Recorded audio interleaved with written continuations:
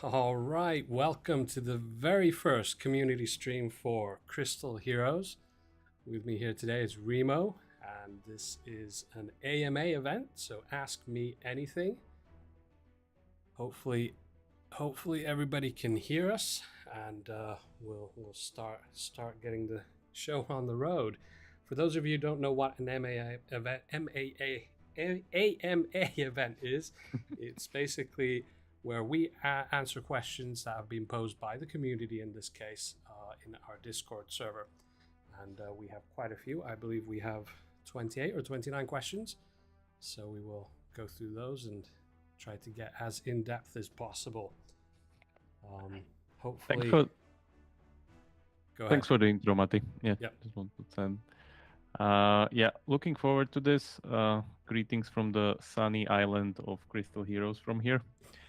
We'll try to go through most of the questions, especially the burning ones. But pretty much greetings to all those that are watching live, but also those that are watching us from YouTube, as this one should be serving as some kind of a milestone for people to getting into the Crystal Heroes game, where we can explain the basics. Yes, exactly.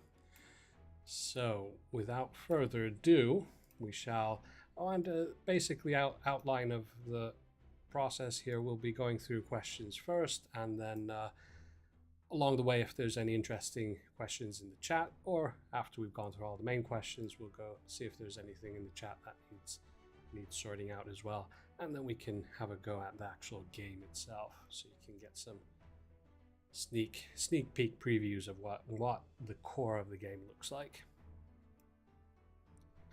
So, without further ado, the first question is, how did you come up with the idea for the game? And this was posed by Louise. Yeah, let's start. By the way, for everyone currently watching, feel free, as said, to post some additional questions or things into the chat. We'll be picking some of those at least, as we'll try to kind of get all the info out. So back to the original question, how did we come up with the idea? The game is inspired by old games and some kind of a, let's say, archetype RPG genre games. Some of you may be seeing some of the mechanics that we are using in the game being inspired by games that are moving on the map, which are, for instance, the Hero series. So some of the things are definitely coming out of there. But there is this kind of a twist with the merging mechanic that we wanted to try out, that we think is like a nice thing to play with and to gamify the upgrade system of an RPG, which was not tried before. And this kind of makes the game much more approachable, in our opinion, compared to, let's say, some very, very heavy RPGs where you need to care about like multitudes of power layers, such as, I don't know, AFK Arena or Raid Shadow Legends. So this one would be a little bit more casual game where the merging mechanic offers that kind of accessibility to get it kind of easier to understand, easier to get into, but of course hard to master still, because you still have a choice, a strategic choice, where to use your resources, how to kind of spend your energy on the tokens, and which you need to upgrade and which you need to kind of put forward or put on the back line in order to overcome the challenges the game will be throwing at you. So I would say, yeah, definitely innovation is one of the things that we wanted to try out with this game, and don't want to kind of follow anything that's kind of on the market as some kind of a trend, but kind of try something new and fresh. Yeah, that's super cool. We're into doing new stuff, which is really cool, and we can really see it in this game too. Well, let's go on to the next question. It actually touches on something that was already in the chat earlier. So the next question is, how is access to the beta release distributed? Again, this question is from Louise. Yeah, so currently the game beta opens up for community somewhere this August. Somewhere like we're aiming at like middle of August, or even a little bit before. More details are gonna be announced next week, so or even later this week, I guess. So we'll see, but as soon as possible. But as I said, like middle of August will be definitely the aim that we are kind of aiming for this one. to get early feedback from people and some kind of a pointers of like, what do you feel, how do you feel, of course. That said, everything you see here and everything that I say is, of course, kind of prone to change because we are taking the kind of the iterative road where community, of course, can talk about this and kind of get their opinion into the game, like we did with Battle Legion, which also a lot of features or things were inspired by the feedback from either Discord server or community itself. So feel free to kind of join the thing. But as said, more details gonna be announced later this week or beginning of next week how to join the game. Yes, and at the moment it is exclusively for the Discord community, and we'll see.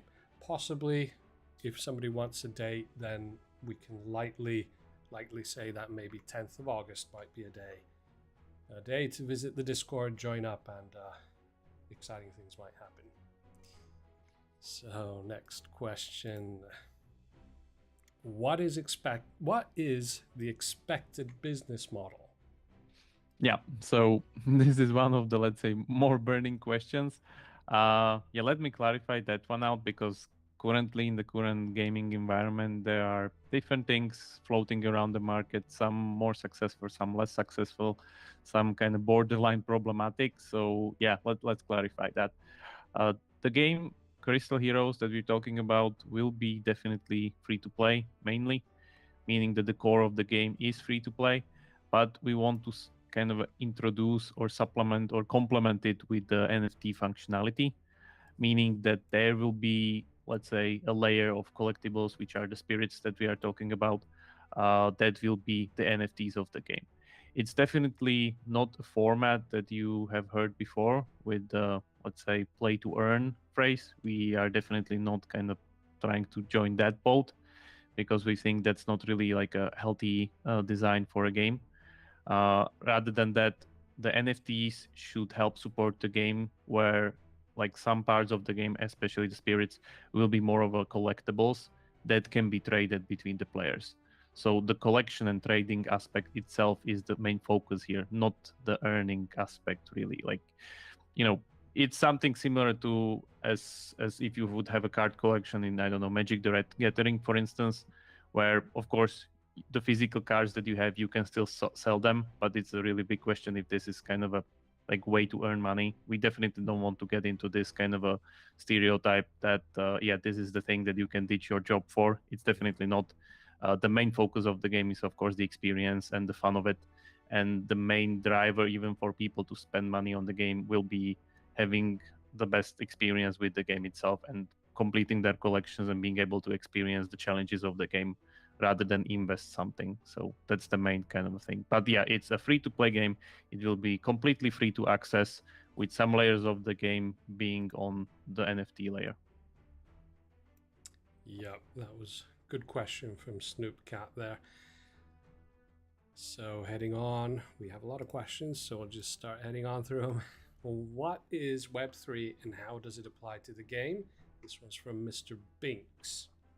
Web3 is currently kind of perceived as the next big thing to hit gaming or even the whole kind of internet, because there's this kind of notion that Web 2 is the current period we're living in, and Web 3 is the next version where everything's gonna be better, basically in either metaverse or put on blockchain or some kind of crypto derivative technology. What we are currently using from the term is the NFT aspect and the crypto aspect of it, of course, where we want to have some kind of a ecosystem around the game being supported by the game collectibles being the NFTs. But other than that, yeah, this is like a term that's really, really loosely defined. So for us, it means that we want to kind of move to the next stage of this kind of, let's say, not even a business model rather than like a type of a game. You can imagine or like compare it to something like when games were moving from browser into mobile 10 years ago, and this would be like exact same period currently where we're trying to breach into something new as for a platform itself, because times are changing pretty much. A lot of games, even normal mobile games, are, let's say, pushing and moving into, let's say, PC environment. They are having PC clients and cross-platform clients. The best example would be something like Genshin Impact, for instance, which is like a monster of a game that's accessible on nearly any platform. And this is also like one of the trends that we kind of want to explore, where the game, and we definitely plan the game to be cross-platform, not only for mobile. Yeah. Excellent, excellent. That is one thing. Gaming has changed in the past 10, even 20 years, so much. It's a wild ride. And so the next question is actually two here from Louise. What chain are Web3 features utilizing, and what is the name of the token? Currently, there is not a name of the token established yet. We'll see with what we arrive. But regarding the chain, we're currently looking really, really closely at Solana. But of course, there are other options such as Polygon or Immutable. It will depend, of course, how the market kind of goes and how the technology will evolve. All of these have some advantages and disadvantages.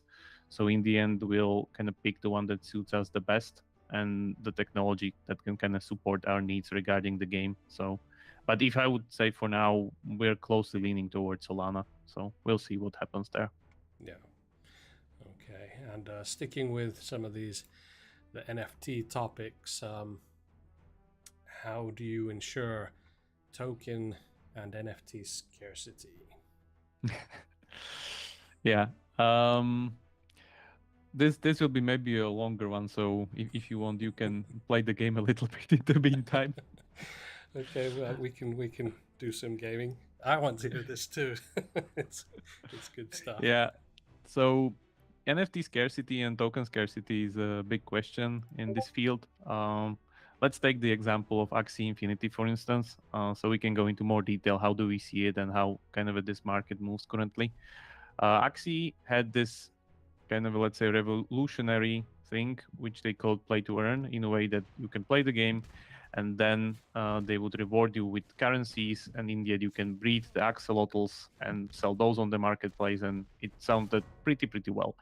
Problem was that this was unsustainable long term, and any economy that will have infinite sources without infinite sinks will be prone to inflation and like unsustainable problem. Whereas the game worked, or let's say this whole scheme worked only until the number of players entering the game was kind of a very big in order to support all the players that were in the game itself. As the, let's say, hype or the excitement around Axie kind of faded out, their DAU pretty much crashed, and together with their DAU, the economy also crashed. So this is definitely a road that we don't want to follow.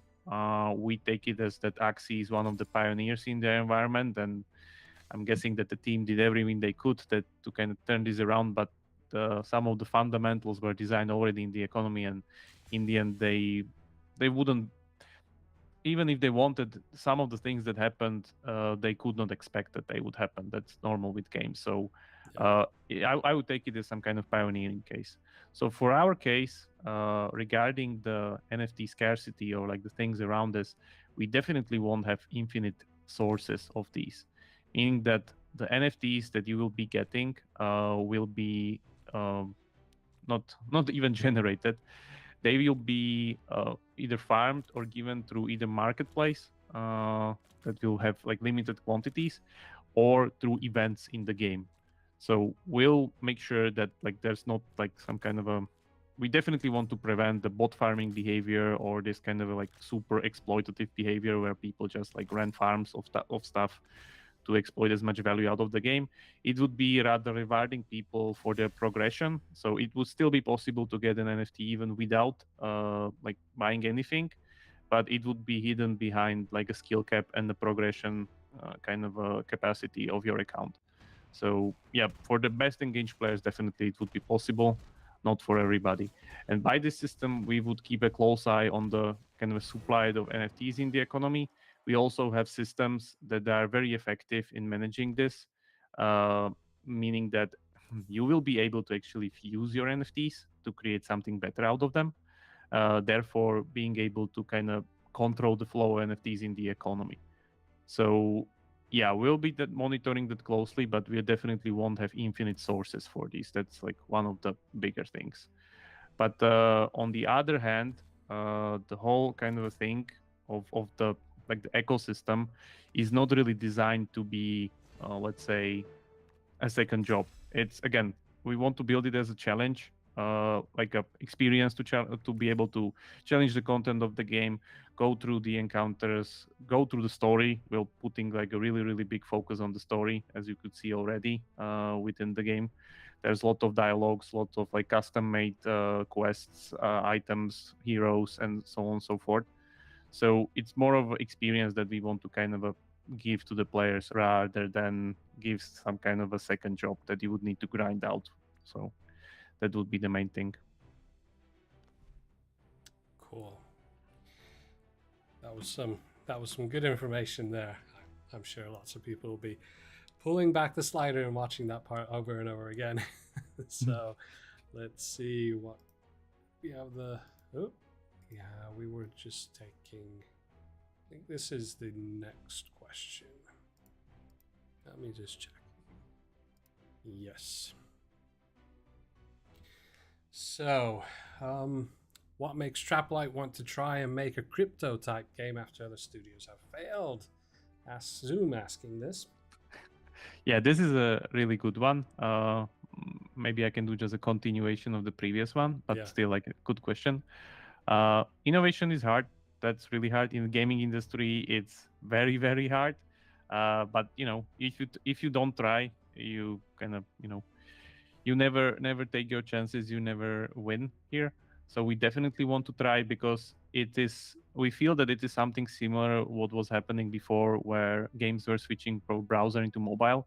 Everybody remembers that like first mobile games were those like 99 cents apps, like Angry Birds, the first one, and then only suddenly where freemium model was introduced, and few of the games introduced it, and then suddenly everybody was using it, and now it's morphing into something completely different.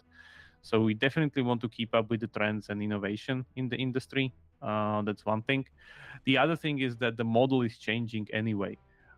Even if we wanted, just by doing, let's say, a completely same design paradigm as we did with Battle Legion 2 years ago when it was released, wouldn't make the cut in the current market currently, because this market is moving really fast. Keep in mind that you are pretty much competing with the whole world, because games are not really made for your local audiences. You are always making the game for the whole world, for the whole of app stores and Google Play stores.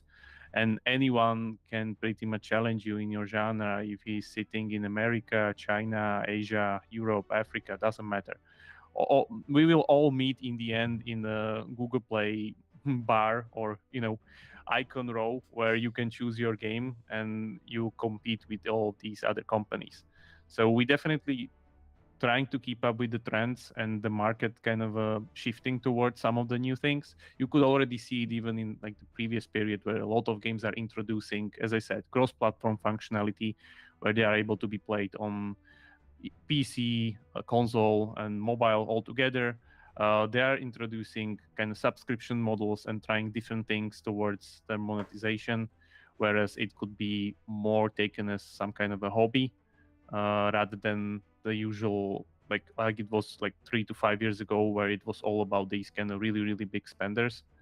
So these days, I guess it's kind of getting more and more accustomed to the needs of players, and the thing is that the overall player base is still increasing. So it will take some time until like really big shift comes into play. I mean, like another platform, but still, if you only shift after you see that shift, you're already late. So we definitely don't want to be late and try to keep up with the market trends. That's why we're interested in this kind of a new endeavor, and we're trying our own angle at it. Yeah, that's good. That's good stuff. It's always good to try one's own angle. So next question, will free-to-play and NFT holders fight in the same category? Yes, definitely. We don't want to kind of divide people between the ones that have and the ones that don't have the NFTs. In the end, currently the game, as we're planning it, is more PvE focused.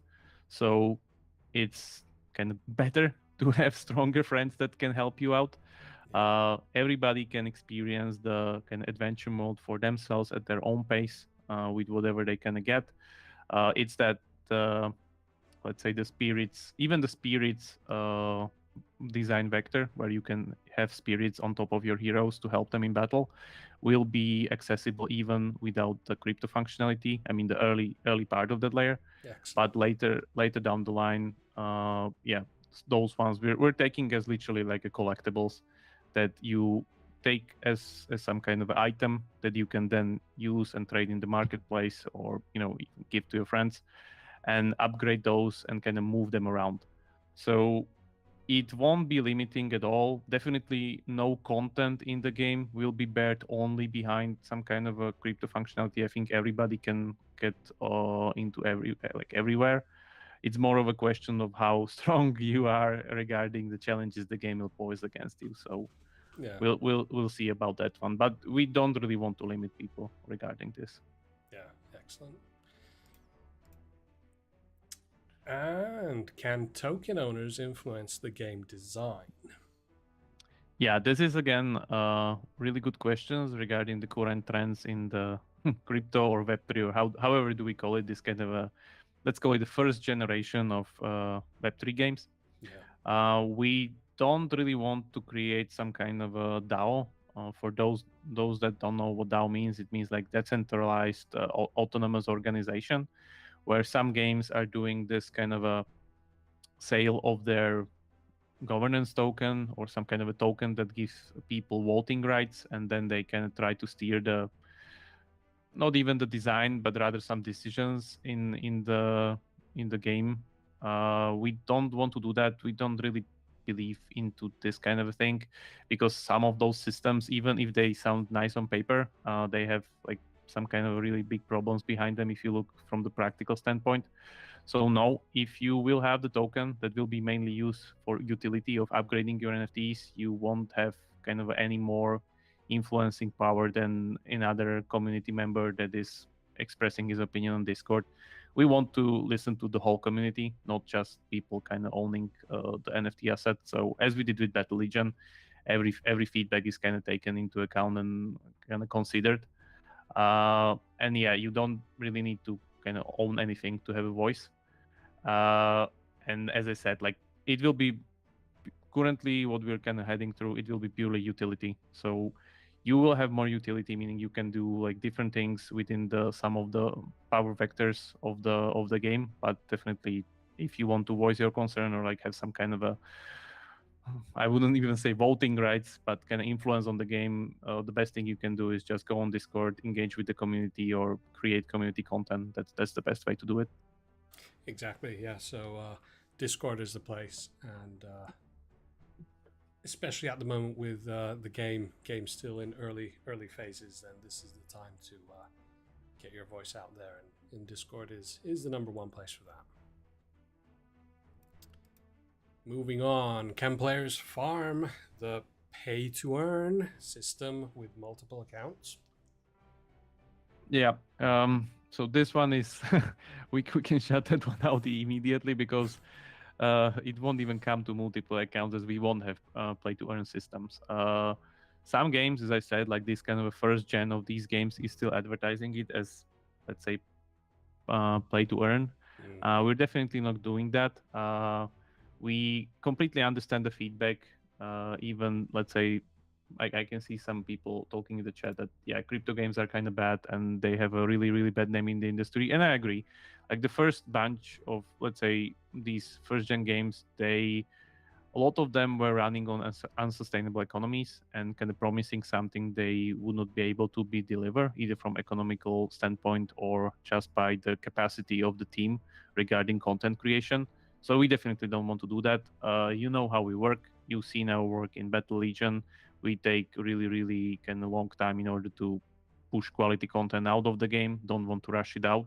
So that's what we want to keep doing even in this case. And yeah, we feel we can kind of make a dent there, because there are, and I fully agree, there are not really a big group of crypto, let's say Web3 games that are very, very good in regards of quality, because a lot of these games are kind of being either rushed out or they release something really, really early, even if it's not even playable or some kind of a deliverable. Yeah. But in the end, it will take them like years to complete. Like, even if we take some kind of a current announced project in the space, my guess is they won't have something like playable that you would guess in terms of, I don't know, Battle Legion until end of next year. So all those kind of announcements that we'll have this and that by the end of this year, I'm kind of skeptical for them to hit those milestones. Like, as I said, you've seen how Battle Legion was developed, so you know that how we can treat content and content creation. Yeah, exactly. So moving on, I was just playing the game slightly there. Oh, that was the wrong one. There we go. So we just had Kentoken influence. There we go, and lost my place in the questions. So, how do the NFT spirits differ from the regular ones? Yeah. So regular ones will be the ones that you can get even if you don't, as I said, have any crypto or let's say any NFTs, like NFTs themselves. This will be the spirits that will be given throughout the game's tutorials, and you can kind of tinker with the system and see it for yourself how it kind of works, and then see if it is if you want to kind of engage with it more and go into the collectible NFT aspect of it. Yeah. But it's just like a kind of a stepping stone, so that we don't want to cut the functionality only behind the Web3 layer. There's a good questions in the chat. I can pick the right one up. Yeah. How on earth you expect people not to play to earn in crypto game? So I can answer that really easily. It won't be profitable. That's the main thing of it. Because usually most of these games, they work on either pump and dump schemes in a way that like you invest early and then hope to kind of dump your early investment on the second wave of players, or you kind of count your hourly earnings in a way that it makes sense for you, that you can, I don't know, make, I don't know, as much money per hour that it's worth your time. We are definitely not aiming for this. We don't really promise that you can earn anything. Maybe in the end, if let's say, you know, you can do the same thing pretty much with, let's say, you playing World of Warcraft for like 1 year and then selling your account. It will have some value, definitely, but people are not taking it as a job, leveling World of Warcraft accounts and selling those. Maybe they did 10 years ago, but definitely not now.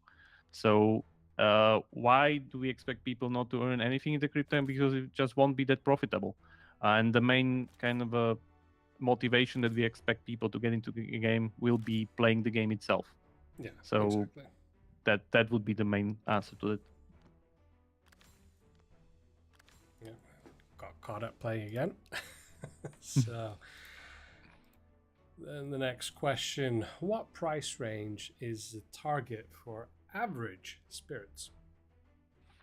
Yeah. So what's important regarding this is that we want to keep them accessible. So we're definitely looking at some kind of a lower, really like lower amounts, where they could be something like in matter of like the battle pass or some kind of like easier purchase. Yeah. Because they accumulate together. As I said, you will be able to fuse those together. So we definitely want to like exclude the thing which a lot of crypto games currently had, that you need this kind of really big investment into an NFT or a token or something in order to even play the game. So we definitely not doing that, and we definitely don't want to bear like the limit the accessibility to the game just to this kind of a big purchase, that in order to even experience it, you need to like push a lot of money into the crypto asset in order to kind of play it. So as I said, all of the layers should be having this kind of free to play part, and only if you really want to kind of, you are days into the game and you really want to do and overcome the challenges, experience the story, level up your characters, move your collection, definitely then it will be for you. So you will know it will pay off in the end, because you will be using those. It will be utility for you, not an investment. Investment is not a priority for us. Excellent. So now there's the fusion system. Does it destroy already existing spirits? Yes. Fusion system will destroy the already existing spirits by combining them. So rather you having two spirits of the same rarity, you will have one spirit of the high rarity, which means that it will in the end be a normal progression. It can be similar to the merging mechanic that you see in the camp of the game. So it kind of fits our design there, that the spirits will be combined together to get something better out of them. So this will also serve as some kind of a sink for these to keep the economy flowing where we want it to flow. Yeah. So there won't be kind of infinite sources for infinite, not infinite things. Yeah. Yeah. Then how are you going to deal with the buffing, nerfing of these spirits that seem to have monetary value? Yeah, good question. Again, we're treating them as collectibles and utilities, not as an investment. Therefore, they are prone to change, of course. We definitely don't want to nerf them to the ground or kind of make them obsolete. But if we'll see that the balancing that we'll be definitely checking on is kind of off, because sometimes you know it better than me, players can come up with some combinations that we even didn't think about, and they can be game breaking. We'll definitely try to preserve the game ecosystem first, rather than like a single NFT. Yeah. So that will be our kind of a main goal. But it shouldn't be anything crazy, of course, because as I said, even if we nerf something, it's just kind of a part of that higher fusion. So let's say an NFT on common or rare rarity could be taken down by 10% of power, but in the end you will still be able to fuse it into the other rare NFT to get like epic NFT. Yeah. So you won't lose it that much. Right. Then we have a few questions bunched up. They're kind of similar topics. What can you buy with gems? How are the meta layers monetized? And does the game offer pay to skip options? Yeah, so regarding these, there will be the standard free to play monetization that you know from Battle Legion. So, yeah, if you want to kind of progress faster, of course you can. If you want to kind of get more content immediately, of course you can. And yeah, I think we'll also have some kind of pay to skip options with gems, of course, where, for instance, the board that you see with the spawners, you can skip the timers on those, where you can kind of move forward faster if you want. But yeah, the pacing is kind of designed in a way that everybody can get some kind of a learning tempo, because yeah, we don't want to overwhelm you, but if you are an experienced player, you want to do that, of course you can. So that's to be expected. That's a normal kind of a standard model that you know from even Battle Legion. Yeah. Right. Does the game have boosters? Example, time. Yeah, regarding boosters, we'll definitely have consumables, which will be helping you with like battle stats similar that are done with the bosses, raid bosses in Battle Legion. So kind of, let's say, similar mechanic there.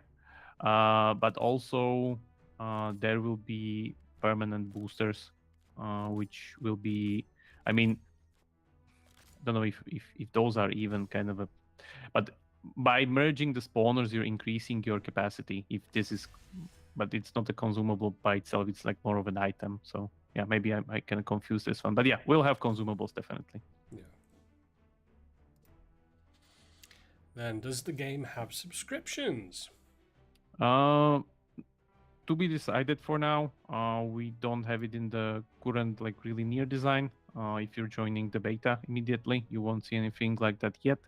But of course, we are kind of trying to determine what would be the best model for us for progression, so everybody can kind of take their own tempo with it. As said before, as the kind of industry is shifting, we're definitely looking into possibilities here. But for now, not like let's say if we compare it with Battle Legion, where there's like a clear progression around the battle pass with the leagues, yeah, we don't have that system kind of yet regarding that, because Crystal Heroes will be a much more PvE focused game. Yeah. Right. And can you unlock additional content via purchases? Yes, you can, but in the end, all content should be accessible even without paying.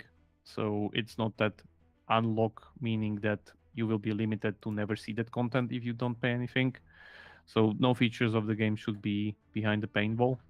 But some of the features, let's say, can be on a different layer. As said, that let's say early stages of the spirits will be accessible to everybody. Later stages of that mechanic will be kind of incorporating the Web3 elements into it, the collectible and trading aspect of the ecosystem. Cool. Just having some fun here. Just leveled up Faendel and got 3 more power. So, what systems are part of the core gameplay loop, and how does it stand out from the already established titles in the merged genre? Yep. I guess feel free to continue merging, because this will be another one of those longer ones. Okay. Regarding the merge genre itself, we find it really intriguing because we think the mechanic is really interesting in its approachability. Because you immediately know what to do, of course. You immediately see the thing that you want to merge with. It's kind of a nice feeling to clear the board and have this kind of a, let's say, effect of a clean room that you want to do. So this is something that really kind of intrigues us. And yeah, some of the people are really, really into merge games in the company, of course.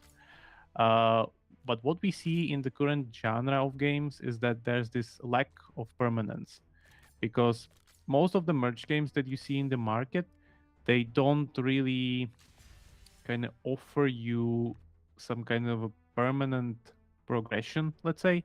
They're all mainly based on these kind of unlockable maps, or maps that are being restored or redecored, or some kind of restoration mechanic.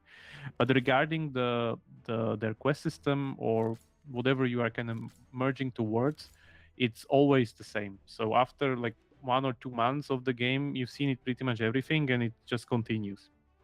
So we wanted to create like a different twist on this mechanic, whereas our heroes are upgraded through the merge mechanic, through this kind of merge quest system that we try to develop. And we never saw like a different game that has this kind of a system. Like, because if you look at our game, let's say the merging screen, it could be compared to some other games on the market. But if you take our adventure screen, and especially the connections between these two, yeah, it's nowhere to be seen on the market. Nobody has tried that. And we find it, again, really kind of easy to learn, easy to master, hard to master, where this can create like a lot of depth, especially when choosing which hero to upgrade, but it's still very, very approachable. So that's one of the things that we want to have. And the other thing is, that's why it kind of helps us with this. Now that we are creating something permanent, we can have the collection of it. That's why the Web3 layer comes into it, because now that you created and works forward something, you can have it as some kind of your own item and do something with it even within the ecosystem itself. So you can, again, trade it on the marketplace, trade it for something else. Everybody remembers that usual feeling that you get, for instance, in, let's say, a Diablo would be a good example, where you would get a great item for Barbarian, but you're playing a Sorceress. So what to do with it now? Yeah, you can trash it. But here in our game, if this kind of situation happens, you can go into the marketplace and trade it for the item that is actually useful for your character. So this mechanic is definitely incorporated into it, and it's more of a collectible aspect, as I said, rather than like an earning potential or an investment. So we are trying pretty much to create this kind of ecosystem around it, rather than incentivize earning or investments. It's more of a, think of it as a trading card game, where you would just have cards that you can do something more with it, rather than you would do in a closed RPG economy that you have currently in Battle Legion, for instance. Yeah. Yeah, and we have a some kind of let's say company anecdote here that yeah, it's easier to play when you are on the toilet, of course. Yeah. So, what game modes are currently being planned?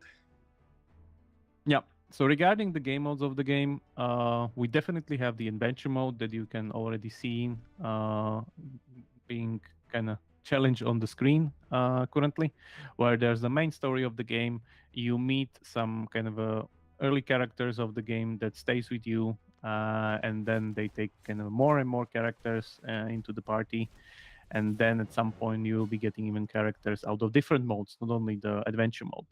So we'll have definitely event dungeons or these kind of expeditions or challenges that will have their own kind of a flavor that will be rotating out on some kind of a scheduled basis, that you can challenge those and get some kind of a different heroes out of those as the progression on the adventure mode will get harder and harder as you move forward, together also with these kind of event dungeons. And then there would be the social functionality that we're definitely playing towards. That would be the clans competing within these kind of clan-based PvE competitions with different clans. So we are not really looking towards like a player versus player functionality mainly, even though we're thinking about it. But like the first one that we'll definitely approach will be the one where clans are rather competing against each other within who is the first one to be able to clear some kind of a PvE encounter or a map or a challenge that the game poses against them. So that would be kind of the main thing to look forward. So adventure mode, event dungeons, and that kind of clan competitive PvE. That would be the three main modes of the game for now. Excellent. And in which way can players then interact with each other? Players could mainly interact with each other through clan functionality and then trading with their kind of Web3 assets on the marketplace. So pretty much being able to do some kind of ecosystem magic with their NFTs and kind of either complete their collection for something they're missing or be able to sell something out of their collection that they don't really need and want to trade the value for something, some kind of a different thing that they currently need regarding the challenges of the game. But yeah, as I said, there won't be like the direct PvP functionality for now. Yeah, let me pick one for the chat. There's an interesting question. Why are you reusing character design from Battle Legion? A game with value would provide something we don't already have. Yeah, I can understand this question, but the thing is that games are hard to make and content is even harder to make for them and takes a lot of time.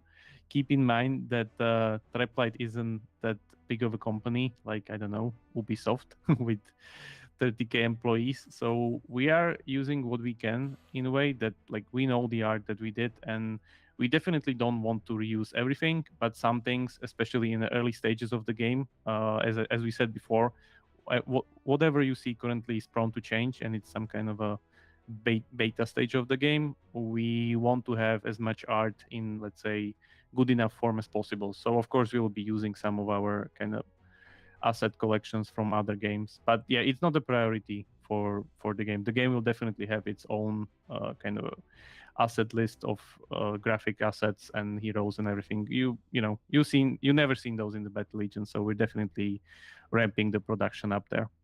Yeah, and often in these productions, then we need stuff as placeholders. So, what better place than to use old assets?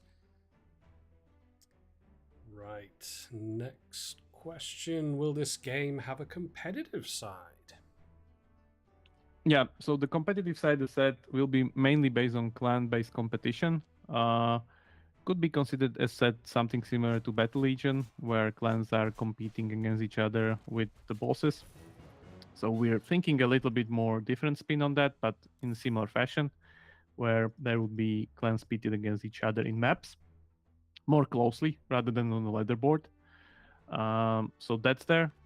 And regarding the PvP aspect of the game, of course, we have it in back of our heads and thinking about it, but that takes a different kind of approach because PvP in games is, of course, governed by the meta game, which takes a different approach to balancing. Therefore, it's a different beast to kind of control, which we are not putting on the roadmap immediately. So let's just say that. Yeah. And then a little bit of a typo there. Will the game be more focused on PvE or PvP, and in what way? Yeah, as said, it's mainly focused on PvE and will always be because this is more story driven, more PvE driven, more hero collection driven. Compared to Battle Legion, in the end, we can expect to have more, or let's say, more rich overall collection. So that's that. And as said, regarding PvP, we'll thinking about it definitely in some kind of event form or something. It will come, but not yet, or let's say, let's soon. Yeah, let me put another one from the chat on the Yeah. menu. As we can ask anything, which hero should be target to own, and some tips to do once the game is out to be leaders in the game. Yeah, so pretty much what to can engage with. The game will be giving you a really good collection of heroes immediately from the story, as you could see that like our kind of heroes here in the story are meeting other characters, and they in the end will eventually join your party, or sometimes they will betray you. We'll see, depends. But yeah, there will be a healthy collection you will be given throughout the story itself. But regarding the best heroes, or like the ones that are the best ones, they will be behind the event dungeons that you can go and challenge for yourself, which will be coming in a kind of scheduled matter within like a weekly basis. So later down the line, I would definitely focus on being able to kind of complete those and get the kind of best rewards out of this, which will be the heroes. So in the end, you will have a really, really big collection because the game will have a different challenges rather than like compared to Battle Legion, where you are adjusting your deck, or let's say your units regarding the current meta game. Here, it will really, really pay off to have diverse teams at your disposal, where let's say some event dungeons will require, I don't know, teams mainly based on the water element or the melee based heroes. Some other event dungeons can require more, let's say, fire heroes because they will be all nature with some kind of nature mechanic. We want to be really creative with this, so it will in the end it will be more of a kind of a collection aspect here rather than just having the best metagame build that you can defeat everyone with. So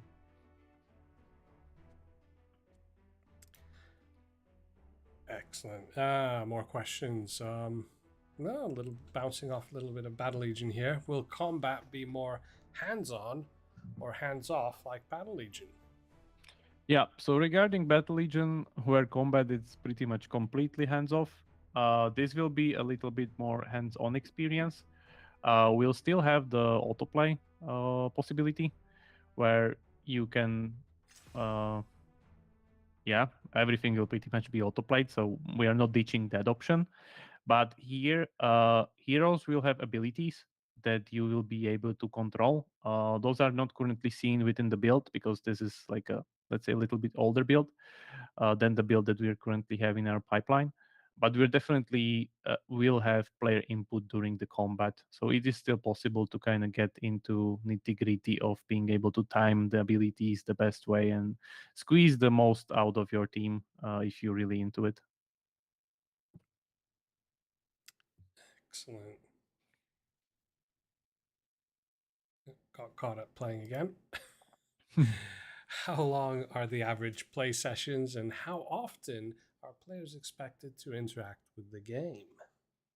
Um, yeah, you can think of it as some kind of a basic standard. We definitely don't want to make like as we said before, we are not making a second job for you, or we are not making something that you can play for 3 minutes like a hyper casual game and then leave.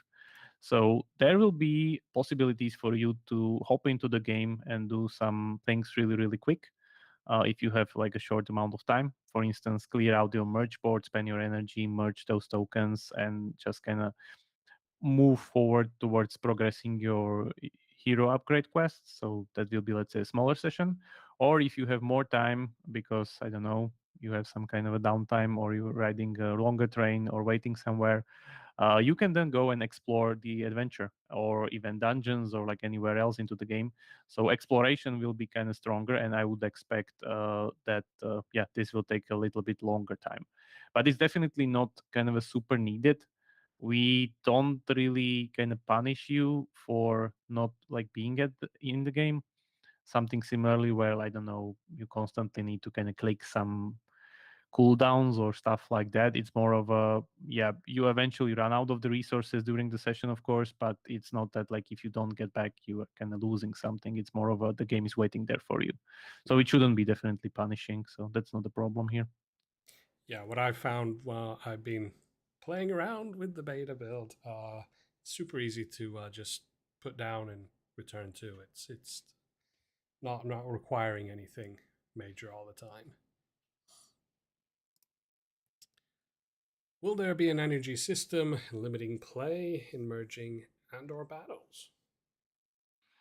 Yeah, there will be an energy system to preserve the healthy unfolding of the content. So because, yeah, keep in mind that the content is kind of hand created. It takes a lot of time to do, and it's not our intent for you to like through it in like 2 days, because it's on one hand it's impossible, because you will need to upgrade your heroes in order to overcome that. On the other hand, there needs to be some kind of a pacing of content for you to learn the nitty gritty mechanics of the game, because as you move forward throughout the game, some new mechanics are being unfolded. For instance, currently into the game, you don't even see the spirit system, which will be later on divided.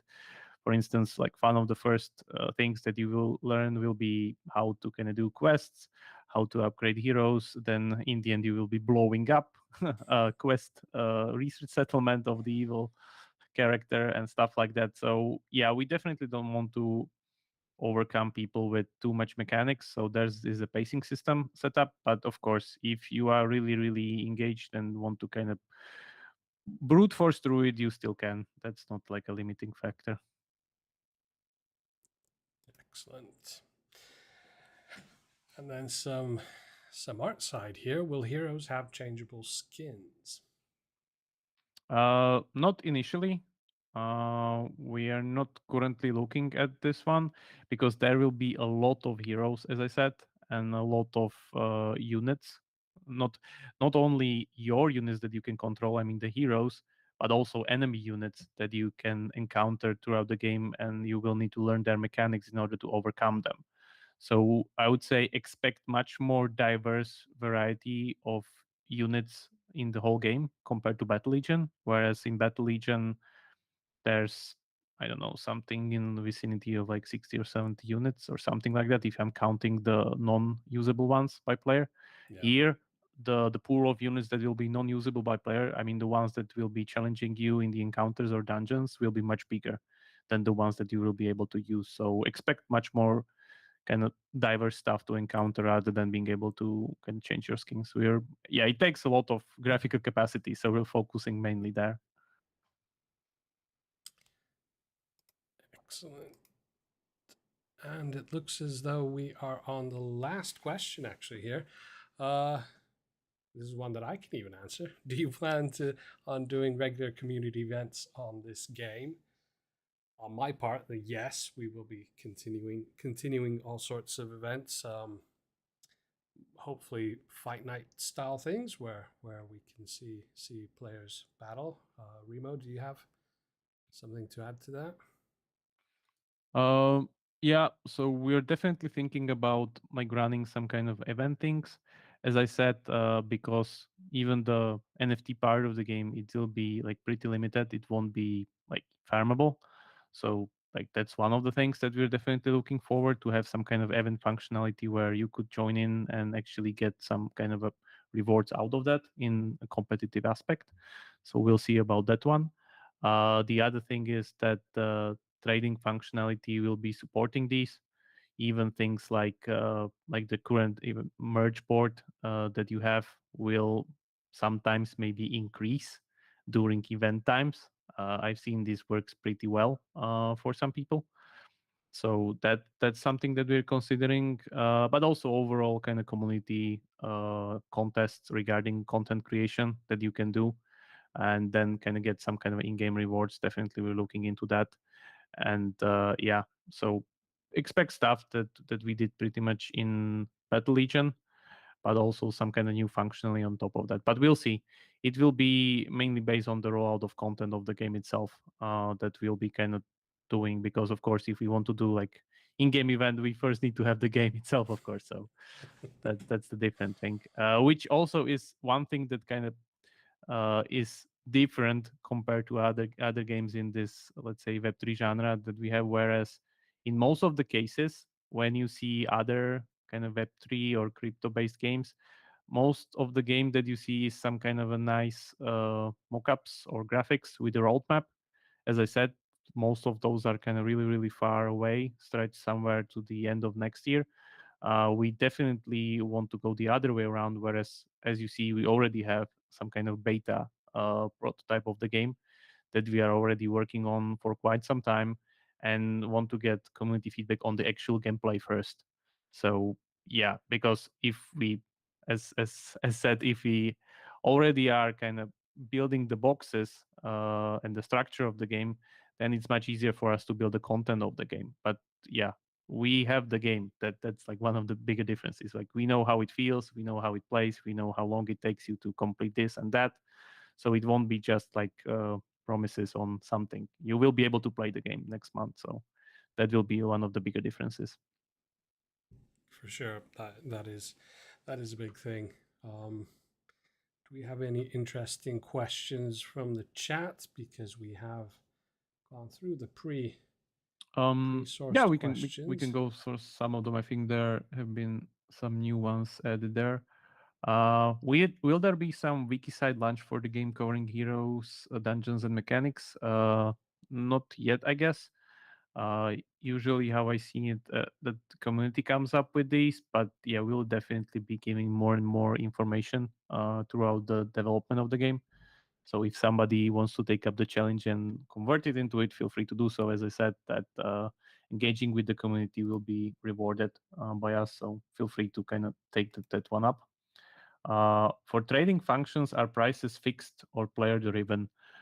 Some of the things that will be sold through us on the marketplace, we can consider those being fixed, because, as said before, we want to preserve the accessibility of the game.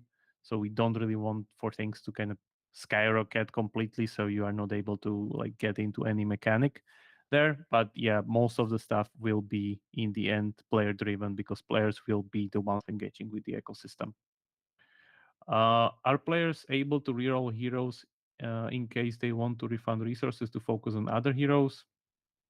I don't think so. This is not that usual gacha game, which has like a reroll mechanic built into it. I know people especially in Asia, they do this a lot. Whereas you start the game, in the first 30 minutes, the game gives you a lot of let's say free drops, or kind of pretty much the gacha mechanic, where you can have random heroes, and if people don't get the kind of good ones within 30 minutes, they reroll and start over and do this until they get something useful.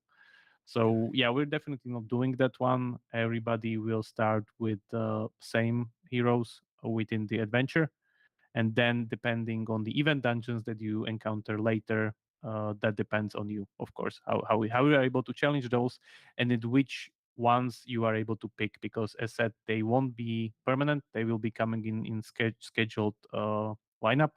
So depending on the day of the week or week of the month, you will decide what content you want to engage with.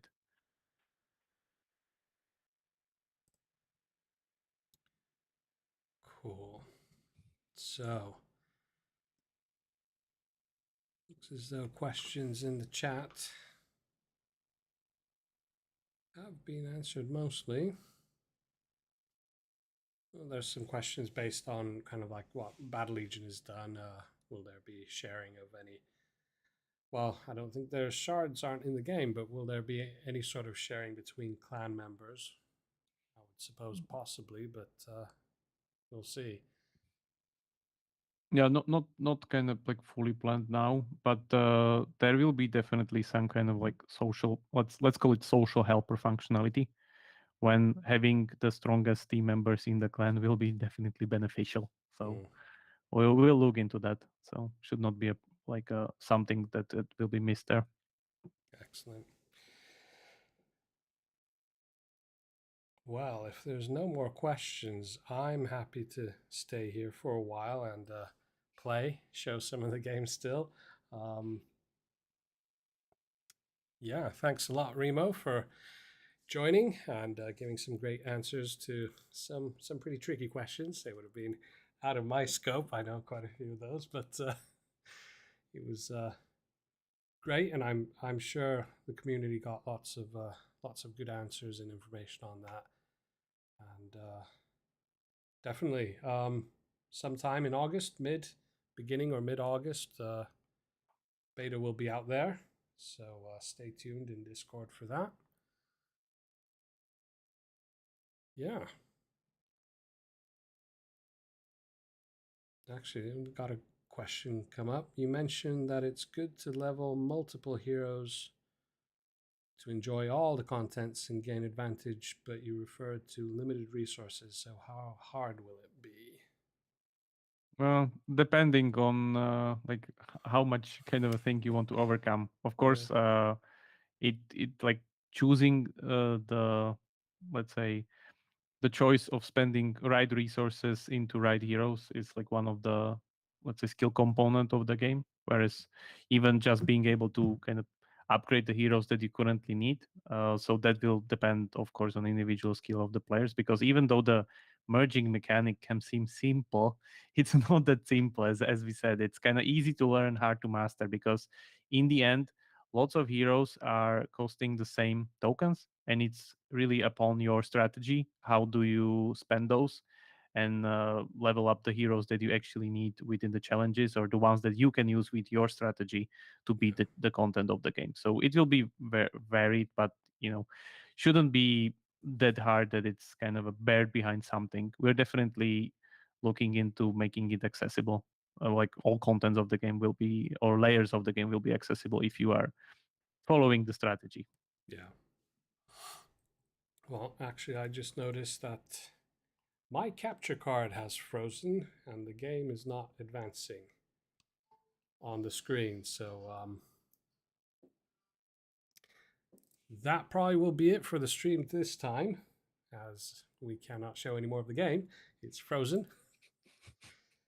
I've got the game running here, but I'm already at level 4, but the game is frozen at level 3, or the capture card frozen.